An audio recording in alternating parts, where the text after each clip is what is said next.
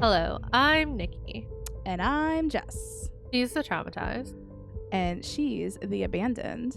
And welcome to our podcast. where we talk about true crime, spooky things, and everything in between. And today we're talking about spooky things. We're back at the top. Let's go. Spooky. Haunted, cursed things is what we're talking about today. I'm really excited. I'm always really excited. Always say that. We're It's like always I like excited. I realized I was like watching our videos and I was like, I always start like, and I'm really excited. Like I'm like really excited. It's like I like doing this or something. Right? Yeah, no, I'm really excited because we're getting deep into our episodes. We're on like what? This is 25. This is 25. This is 25. We are a quarter of a way to 100, which is insane. But yeah, I'm excited once we go through probably like another round or two of our topics to start making separate playlists on YouTube so we can have all of our separate subs genres or whatever. That's such a I've good been idea. waiting for so long to make these playlists because I want like multiple videos for each playlist. Yeah. But yeah, I'm excited. We're getting there. We're doing things. We are. And we have 15 subscribers now. I think the last time I checked, which hello, you amazing people. Are you still listening? Are you still here? This is basically a passion project. It's 100%. Well, for now. Yeah, we hope that it like brings, us. That would be insane.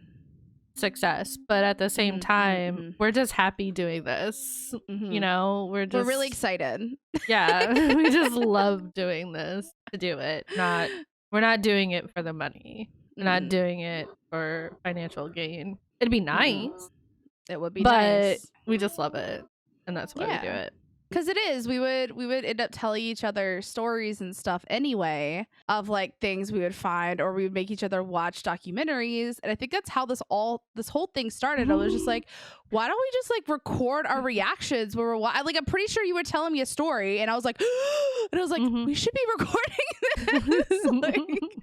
I don't know if it's the streamer brain in me, but I'm like, I think it's interesting. And plus, we both love podcasts. We both love listening to them. So it just made sense. I'm really glad we're doing it.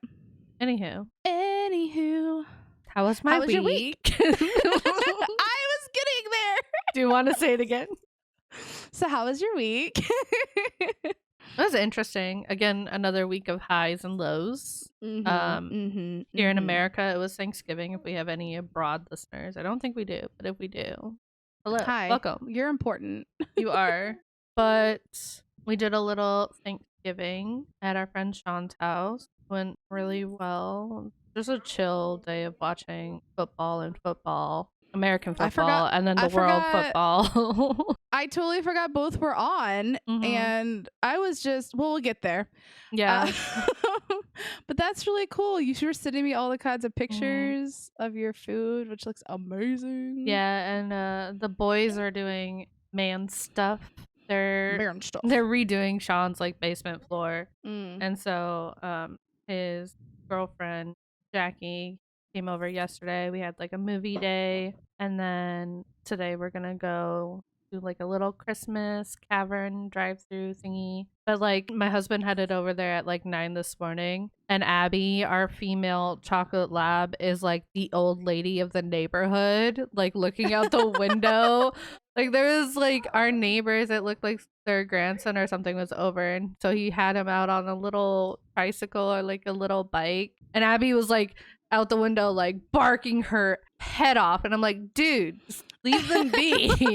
Let them play. Like she's like the old grandma, like, get off our yard, get out of here, you noisy kids or whatever. Like, Abby, they're literally not even close to us. They're like down the street, and you're barking at them like they're breaking into the house. Like I was in the bathroom getting ready, and I just hear her this deep ass bark, and I'm like, what the fuck's happening? Is the door unlocked? Are we getting broken in? And no, she was just barking at a little kid riding on a bike. I love that. Oh my god. Anywho. I love your dogs. Your dogs are so pretty. They're so pretty. They're so pretty. Anyways, yeah, so that was Thanksgiving. Anything else? When this comes out, it's the middle of December. I know, which is crazy. Coming up on the holiday. Hopefully everyone's holding strong with the holiday blues if you got them. I hit my holiday blues already. I'm just going to go straight into stride. But how was your week? I mean, just as what you just said. Holidays are fun and happy times for most, but not all. So don't think you're alone if you're not happy during the holidays, because it happens. And they're, like I said, they're great family times, but if your family is not so great, it can be really hard. And that's how my Thanksgiving went. So just know you're not alone, and you can be happy for all the other people who are having great times and also still be sad for yourself. That's okay. So my Thanksgiving I spent alone. I had a Burger King Whopper for dinner. That was fun. It's an upgrade. I was gonna make grilled cheese, and then anyways, but yeah, I mean, without going into crazy detail, I think we all, I mean, I'm the traumatized. Come on, it's in my name. I don't have great feelings when it comes to Thanksgiving anyway, because I had an amazing one and then it kind of literally blew up. So it's hard for me usually, and this year it was just too much. So I decided to just be alone. But I think also, not only that, I think you were just like exhausted mentally, physically, emotionally, because like you've been nonstop since September, since coming out here. You guys have just like nonstop, like every single weekend you guys have had something to do since September. It's been making recording real interesting. This is actually the first weekend where we're just like, wait, we're recording at a decent time, not early in the morning, and wait, we're not doing anything after. Hold on, like it's just like it's different, and that's how I'm doing it until Christmas. Nope, I am vibing out. Thursday, I was like scrolling through Instagram, and I saw my little sister post something that she was in Texas. Well, not Texas. It was like some island. I was like, okay. Weird. So I went to Facebook to do investigating. Yeah, like my whole dad's side of the family, my dad, my stepmom, my sister, her boyfriend, my other sister, my brother. It looks like they all went to Texas for Thanksgiving. So you know what's between North Dakota and Texas. I'm just saying, you know. Yeah. I don't like family is so great. I love family. Like what the fuck? I know. That's whatever. Anyways, yeah, guys. I mean, if you didn't know already, we have issues. Like literally, you're traumatized by Thanksgiving, and literally, I'm abandoned on Thanksgiving. You really can't. We can't make this shit up. like our name is true to us. I don't remember who really came up with the podcast name. I feel like we kind of made it together, but good God, because we were searching for a while. It was like, and you're like, maybe we do something like related to us. Like I'm traumatized, and you got abandonment issues, so why don't we just the traumatized and the abandoned? And it's like, and you know, thinking about what we talk about is like spooky abandoned things, and then like traumatizing true crime. Yeah, so it just works perfectly, unfortunately. Yeah. So that was our Thanksgiving. That was our Thanksgiving. Which is, like I said, this is coming out in like December. Christmas, so how's everybody doing for Christmas? Have you gotten your shopping done yet? I have. Probably not me. I haven't. I have them in the carts. Like I got all of your shit done. So what are you talking about this week? No fun fact. No nothing. Just right. God damn it. Wow. I thought I was, you know. Anyways, do you want to know the fun fact of the day? Okay. I do. Did you know a group of porcupines is called a prickle? I did not. And that the animal is also known as a quill pig in Latin, which is also kind of cute. I've heard of quill pig, I think. So a group of porcupines is a prickle. So what are you talking about today? The cursed item that I'm going to be talking about today is called the Basano vase. Okay. I've never heard of this. No. Cool. So imagine a plain looking silver vase weighing approximately 4 pounds. So it's not a big vase. It's just like a little plain silver vase. Mm-hmm. The vase seemed to be a simple and non-expensive wedding gift, but the vase would take many lives due to a supposed curse. Interesting. Oh my god, this is throwing me back to the Hope Diamond. This is throwing me back to like OG. I'm Right? okay. All right, I'm ready for it. So the exact origins of this problematic vase and its curse is actually unknown. Okay. But the earliest account of the vase dates back to the 15th century. And just kind of as a side note, for centuries, a common wedding gift given to royalty or wealthy patrons were intricate and expensive vases. So if you were like probably a poor person, you probably still give a vase, but obviously not like an intricate and expensive one. Right. Right. The beginning of the account starts in a small town north of Napoli, Italy, with a young bride the night before her wedding day. Okay. The vase was given to the young bride as a wedding gift, though she did not know who had given it to her. She brought it to her room for safekeeping. Unfortunately, the young woman would never make it to her wedding. She was discovered the next morning dead. What? And in some stories, it is said that she was even found still clutching onto the vase. What the fuck did the vase do to her? So, of course, the family had a funeral. After the funeral of the young bride, the Basano vase was given to another family member, who unfortunately also perished shortly after receiving the vase. At the time, it was thought of just 2 tragic losses in the family. So once again, how did they die though? I don't mean to interrupt you, but like how, like what is the cause of death? Just death? Are you gonna get there? I'm sorry. I'm okay. Okay. Go on. Sorry. So at the time, it was a thought of just 2 tragic losses in the family. So once again, the vase was passed to another family member. Within days, this family member also perished. The family then came to the understanding that the vase was cursed, possibly by whoever had gifted it to the bride. But because the vase being related to death, the family had it hidden away. There were several claims of how the vase was hidden. Some say it was buried, while others believe it was hidden by a priest on holy ground. And it stayed that way, that is, until 1988. Okay. In 1988, the Basano vase resurfaced when a young man unsuspectingly had dug it up from somewhere. It is not clear where he dug it up from. It was also said that there had been a note buried with the vase saying, "Beware, this vase brings death." But the ominous note had little effect on the young man. Obviously, because people are stupid. What is it your husband says? White people shit? White people shit. Yeah, it was kind of said in some of the stories that he basically just threw the note away. Like, and didn't. And just kept the vase? The man put the vase up for auction. Oh, of course he did. Selling it to a pharmacist for roughly $2,540. That's what the price. $2,540. So that's the price of death these days? Good to know. Okay. Again, we don't know the specific details surrounding where or who. It is said that the poor pharmacist died after 3 months of owning the vase, and his family sold the vase to a doctor who himself also died at age 37, only a few months later. So that's 4 people?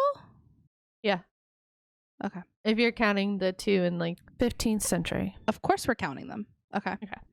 At this point, the vase was gaining a reputation, and it was sold to an archaeologist who was a collector of artifacts. But within 3 months, the collector died as well. Shut the fuck up.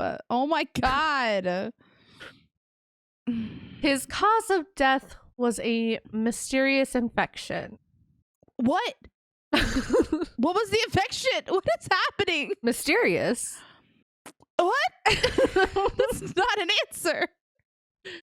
It is said that the family tried to sell the vase, but found it difficult due to its reputation. Eventually, they did sell it, but didn't get the full money that the man had paid for. So the archaeologist had paid whatever, and they didn't get the money back for it. They sold it at a loss, basically. Okay. At this point in our story, one last person owned it, but little details of this owner are known. All that is known is that it only took 1 month this time for the owner to die. Oh my God. It is at this time the vase was basically unsellable. Therefore, a family member tossed the vase out of a window in an attempt to break free of the curse. Okay. But that's not where our story ends. Oh, of course not. Is this like fucking Annabelle where the vase just appears again? Like, oh my God. Because at the same time that the vase was tossed out the window, an officer happened to be walking by and witnessed the event. It is even said that he was almost hit by it. So the officer retrieved the vase and went to give it back to the person who tossed it out the window. Oh my God. Oh my God. But the family member accepted a fine for littering, but refused to take the vase back. Okay. So the officer is said to have tried to give the vase to museum, but no one wanted to take it because of its believed curse. Believed? Pretty sure it's confirmed. It's fine.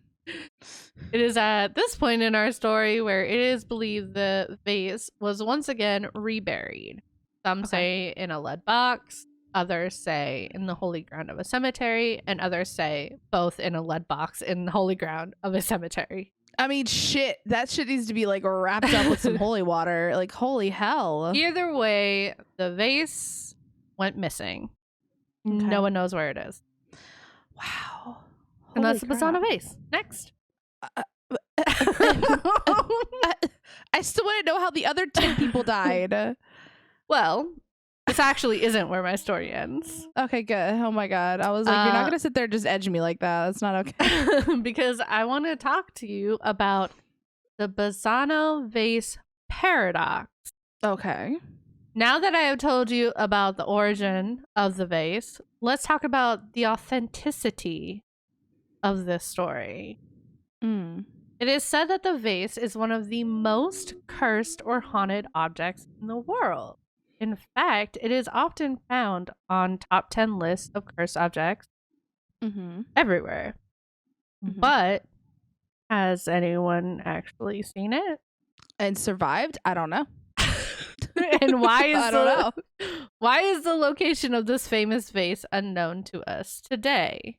One main question that goes along with this story is why was the Basano vase cursed? So let's go all the way back to the beginning. How and why? This question relies on the bride either being murdered or her untimely death. So either the vase was cursed given to her, or with her dying breaths whispered into the vase, swearing vengeance. Interesting. Okay.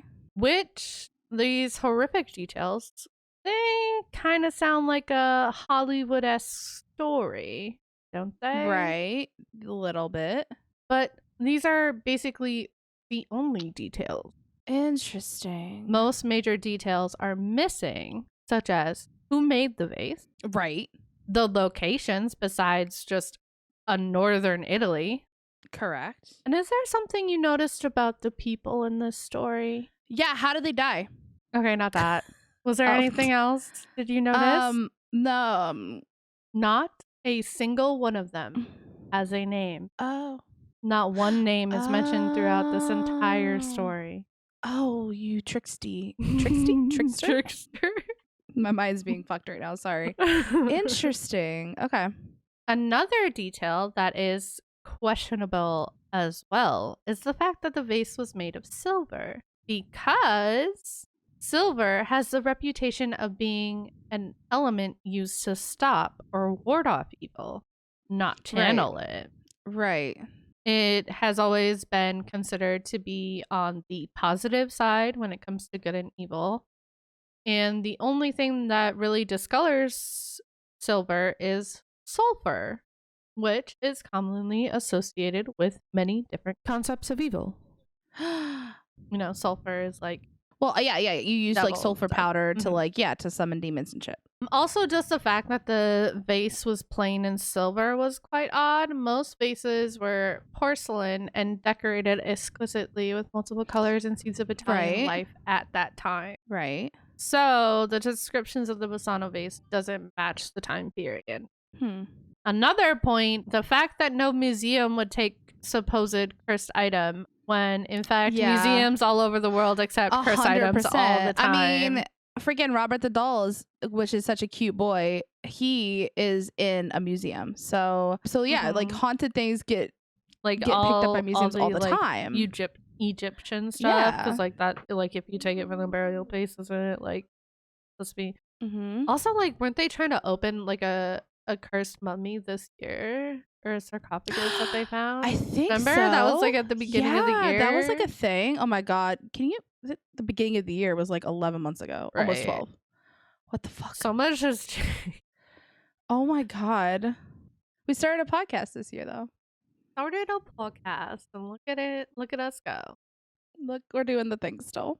Anywho, it is clear that the cursed Basano vase legend has deep roots. Whether the backstory was created when it was dug up in the 1980s, or if it was a different variation of another cursed object tale. But the number of quick deaths connected to the vase is definitely interesting. Yeah. Yeah. It's obvious that the vase had a negative imprint on it, if it existed, that was strong enough to last decades, not only that, but centuries. But we might not ever know what kind of negative energy it holds because its location is unknown to this day. So until somebody digs it up again. Oh my god. Do you think the Basano vase exists? You know me, I love to believe, I love to be scared. I love to believe scary shit. So yeah, I mean it's kind of like any kind of folklore that we talk about. You know, I want to believe it's out there. So I mean, I would never fucking touch it. I think if it does exist, like, respect. You know what I mean? But that's really interesting. Yeah, I'd never heard of that. I was like, oh, this is interesting. And then I got to the part where it's like, did you notice that there's like no names and no details? And I was like, oh my god. Maybe it's not real. I didn't notice that. That was a really good way to do that, because I was just like, wait. I was like trying to go back and like, wait, what did I miss? It's very cool. It's very cool. What are you talking about today? Okay, so I am talking about the Bhangra Fort in India. Have you ever heard of this? I don't think so. It doesn't sound familiar. It is the most haunted place in India. And I wanted to kind of like separate. It was either between this and the penitentiary in West Virginia. So I'm going to do that next, because I definitely want to do that one. But I wanted to kind of spice it up. I feel like I've kind of been staying in the country a lot. So I was like, F it, let's do this. And then I started reading some of these names and I instantly regretted it. But you know what? We're here for the ride. So I love how we were both like, let's spice it up. And I picked a cursed item and you picked out of the country. Picked out of the country. Okay. So just a brief history. The construction of the Bhangra Fort started during 1570. And by around 1600s, construction would have been completed. So this fort is famous because it is known to be the most haunted place in India. It ranks number 1 in India for ghosts and paranormal activity. The Bhangra Fort was built by Kashwaha, ruler of Amber, Raja Bhagwant Singh, for his younger son, Madho Singh, in 1573 AD. Madho Singh's brother was celebrated Man Singh, who was Akbar's general. Okay, so General Akbar.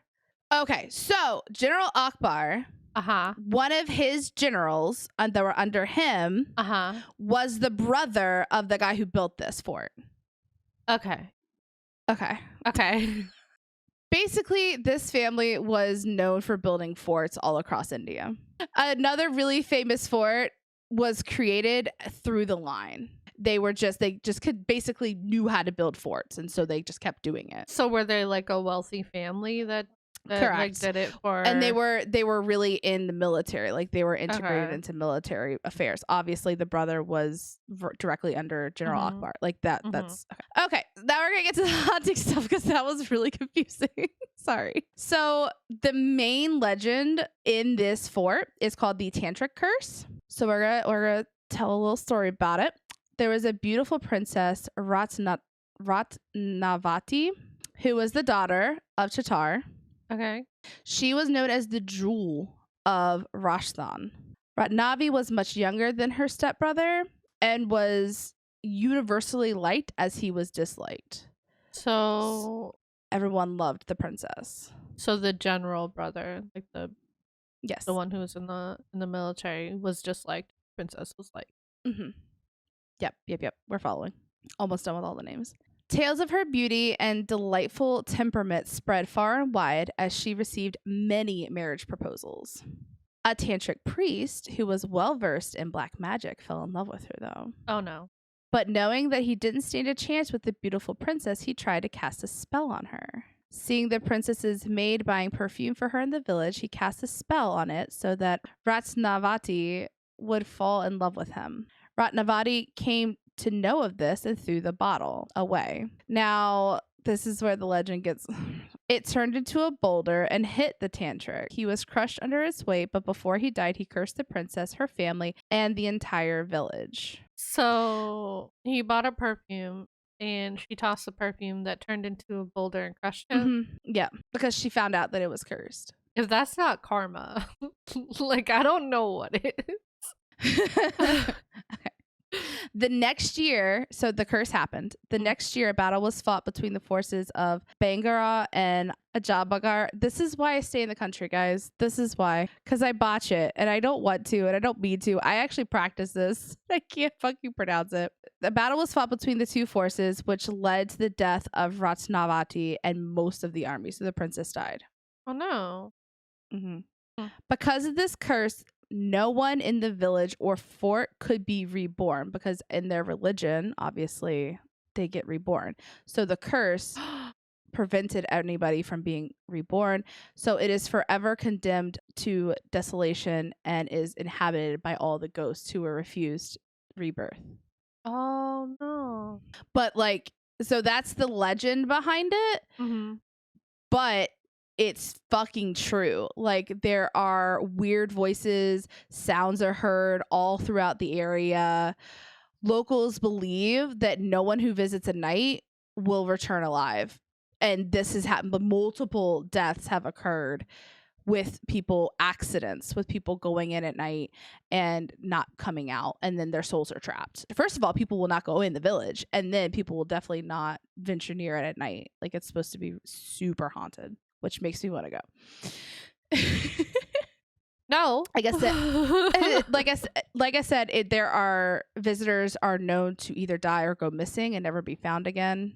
Like, they will find some bodies, they will not find some bodies. Don't know what that means. So the local legend saying that the ghosts of the people who died in this place previously and anybody who currently dies in there will just turn around and haunt the place. So the secondary legend is that within the fort walls lived Sadhu named Guru Balanath, and his permission to build the fort was sought by the first man, Mansingh, going back all the way up to the top. So he asked permission to build this fort. And that while Sadhu did give the king permission to build the fort, he said that under no circumstances should the fort create a shadow over his house. And if that happened, the city would perish. The king swore that it wouldn't happen, but his descendants failed to keep that oath. And as a result of the broken oath, the curse befell on Bhangra. And because of this, if any villager to this day tries to build a roof anywhere, it collapses. It just collapses. Real in that village? Yeah. The village is completely abandoned now because they couldn't build roofs. And there's no actual evidence as to why. It just collapses. And some people are like, oh, they're just earthquakes that hit and nobody fell? Yeah. Or it was like bad, black blaming bad like engineering, but no, there's like no reason for him at all. But anyways, that's why the fort is known as the most haunted place in India. There's no like actual ghost sightings or anything because people stay away from it now. And the religion is a bit different. So I think they're more respectful over stuff like that. So they don't really talk a whole lot about it. That's my story. It was short and sweet. I know. And I botched a lot of the names. That's insane. So that's it for this episode. If you guys enjoyed the podcast, don't forget to follow us. Leave a comment. If you're watching on YouTube, hello. Like and subscribe. Do it. Be that 16th subscriber. We'll love you. I mean, we're going to love you either way, but but you know, extra love. It's your turn. Oh, it is. You can also find us on Twitter, Instagram, and TikTok with our username at TTATA Podcast. And within all of our bios of our social media is a link to our email. If you have any suggestions, ideas, comments, concerns, hit us up. Let us know. Thanks for listening, guys. Next week, we're going to be covering deadly engineering. We're back at that again. So I got to find something good, which I'm kind of excited for. And with that, I'm excited for everything. You're just an excitable person. It's okay. That's why it's weird when you're not excitable. We were switched last week. I was like I'm back. With that, we're gonna leave you with this inspirational quote. Doing what you like is freedom. Liking what you do is happiness. By Frank Tiger. Say it again. Doing what you like is freedom. Liking what you do is happiness. Okay, I just need to hear it a second time. That was really good. I like that one a lot. Nice job. All right, we'll see you guys next week. Bye.